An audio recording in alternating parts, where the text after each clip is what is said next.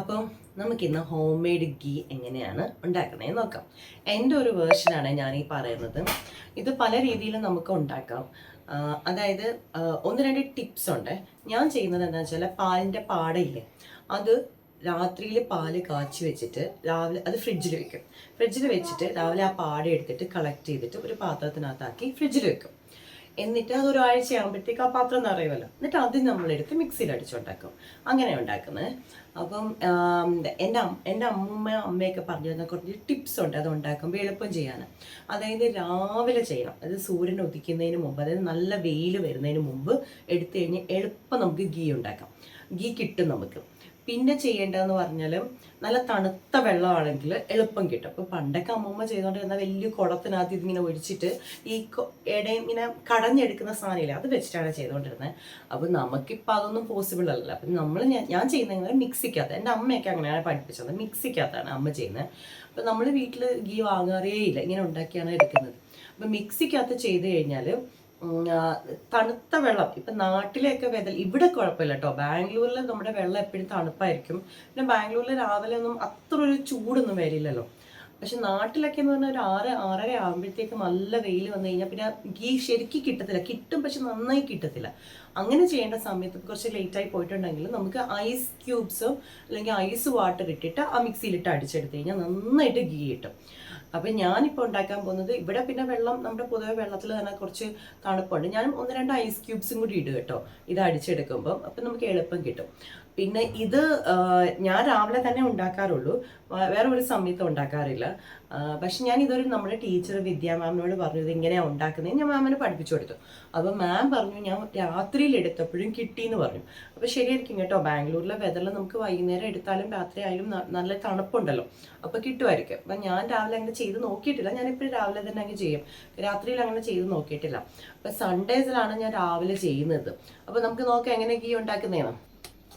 ഇത് കണ്ടോ, ഇതാണ് ഞാൻ ഒരാഴ്ചയിട്ട് ഇത് കണ്ട ഒരാഴ്ചയും കുറച്ച് ദിവസം കൂടി ഇത് കളക്ട് ചെയ്ത് വെച്ചതാണ്. ഇത് ഫുൾ പാത്രം നിറച്ചുണ്ട്. ഇതിനകത്ത് ഞാൻ കളക്ട് ചെയ്ത് വെച്ചിട്ടുണ്ട്. ഇത് കണ്ട, ഈ പാലിൻ്റെ ഇത് കണ്ടോ, ഇത് പാല് രാത്രി തിളപ്പിച്ച് ഫ്രിഡ്ജിൽ വെക്കുന്ന കണ്ട. അപ്പോൾ പാട വരുന്നുണ്ടോ, ഈ പാട എടുത്തിട്ടാണ് ഞാൻ ഈ പാത്രത്തിലോട്ട് നിറച്ച് വെക്കുന്നത്. ഏതെങ്കിലും ഒരു പാത്രം എടുത്ത് നമുക്ക് അതിനകത്തോട്ട് ഇതിങ്ങനെ നിറച്ച് വെക്കാം. ഇത് കണ്ട, ഇത്രയും പാട കിട്ടും. ഞാൻ യൂസ് ചെയ്യുന്നത് മറ്റേ ഓറഞ്ച് കളർ നന്ദിനിയുടെ മിൽക്ക് പാക്കറ്റില്ലേ, ആ പാക്കറ്റ് യൂസ് ചെയ്യുന്നത്. ഇത് കേട്ടോ, ഇങ്ങനെ എടുത്തു വെച്ചാൽ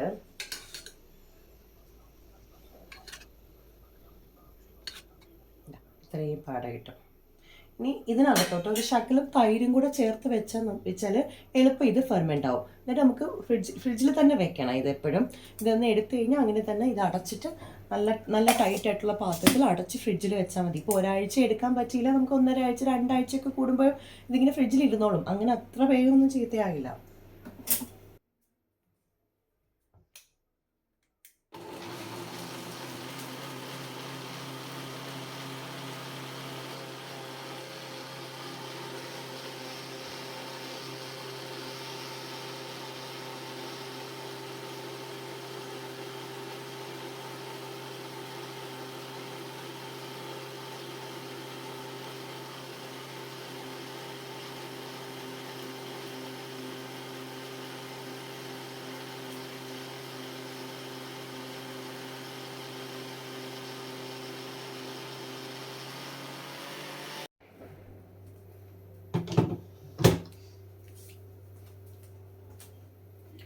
അപ്പോൾ ഇത് നമ്മൾ അടിച്ച് കഴിയുമ്പോൾ ഇത് കണ്ടോ, ഇതിങ്ങനെ സെപ്പറേറ്റ് ആയിട്ട് വരും ഗീ.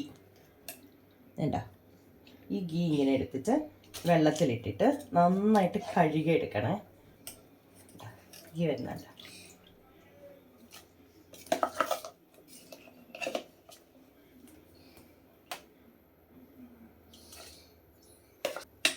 ഇത് നന്നായിട്ട് കഴുകിയെടുക്കണം ഈ ഗീ. കണ്ട, ഇതുപോലെ നമുക്കെല്ലാം അടിച്ചിട്ട് ഞാൻ കാണിച്ചു തരാം എങ്ങനെ ഉരുക്കിയെടുക്കുന്നതെന്നും കൂടെ കാണിച്ചു തരാം.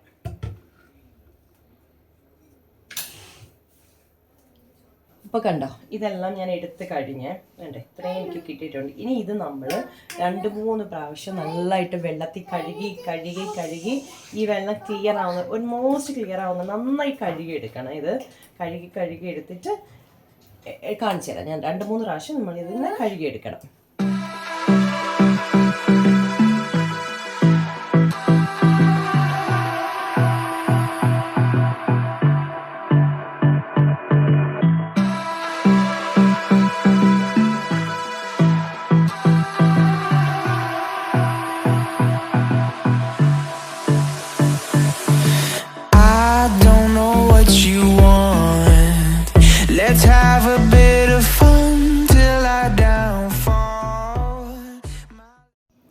ഇത് കണ്ടോ, ബട്ടർ മോഷ്ടിക്കാൻ വരുന്ന കള്ളനെ കണ്ടോ?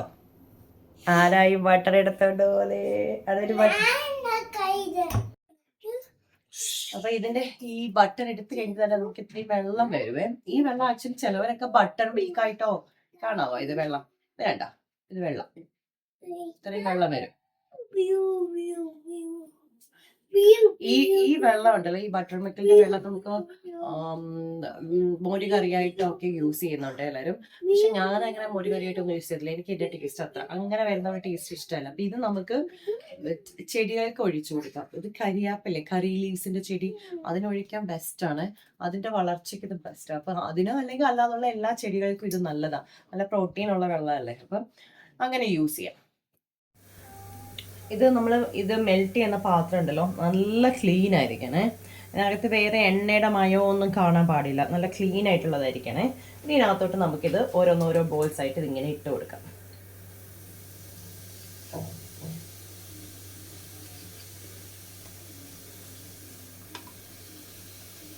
കുറച്ച് വെള്ളം ഇരുന്നാലൊന്നും കുഴപ്പമൊന്നുമില്ല കേട്ടോ. നല്ല മെൽട്ടായി കഴിയുമ്പോൾ വെള്ളം എല്ലാം വറ്റിക്കോളും.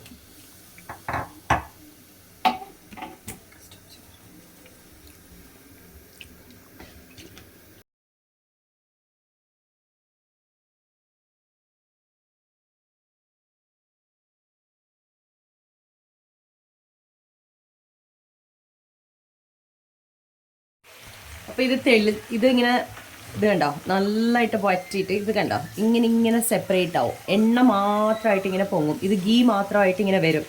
കുറച്ച് നേരം നന്നായി പതയും, എന്നാലും സാരമില്ല. ഇത് നല്ല തെളിഞ്ഞ് വരുന്നിടം വരെ ഈ എണ്ണ നെയ്യ് ഇങ്ങനെ സെപ്പറേറ്റ് ആയിട്ട് വരുന്നിടം വരെ ഇത് കണ്ടോ. ഇതിനകത്ത് കുറച്ചിങ്ങനെയൊക്കെ അഴുക്ക് കാണാം, അത് സാരമില്ല. നമുക്ക് ലാസ്റ്റ് അരിച്ചെടുക്കാം. ഇത് നന്നായിട്ട് ഇങ്ങനെ വെള്ളം വറ്റി വരണം. ഇതിങ്ങനെ പതഞ്ഞ് ഇതിൻ്റെ വെള്ളം വറ്റും. ആ സൗണ്ട് നമുക്ക് കേൾക്കാൻ പറ്റും. ഇത് കണ്ടോ പതയുന്നത്. അങ്ങനെ വെള്ളം വറ്റി നല്ല ക്ലിയർ ആയിട്ട് കഴിയുമ്പോൾ നമുക്കിത് ഓഫ് ചെയ്യാം. ഇത് കണ്ടോ, ഇപ്പം ഗീ ഓൾമോസ്റ്റ് റെഡി ആയിട്ടുണ്ട്. എന്താ ഇങ്ങനെ തിളച്ച് കുറച്ചും കൂടെ ഒന്ന് ആയിട്ട് ഇത് കണ്ടോ, ഈ വൈറ്റ് ആയിട്ടിരിക്കുന്നത് കുറച്ചൊന്ന് ബ്രൗൺ ആവണം. ഇതിനകത്ത് വരുന്ന ഈ കട്ട് പോലെ വരുന്ന സാധനങ്ങളാണ്. ഇപ്പം ഗീ നല്ലതായിട്ടായിട്ടുണ്ട്.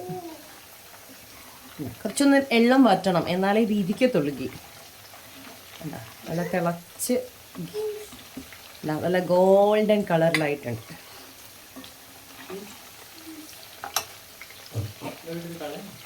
അങ്ങനെ റെഡി ആയിട്ടുണ്ട്. ഞാനിത് ബോട്ടിലോട്ട് അരിച്ച് മാറ്റുവാണ്.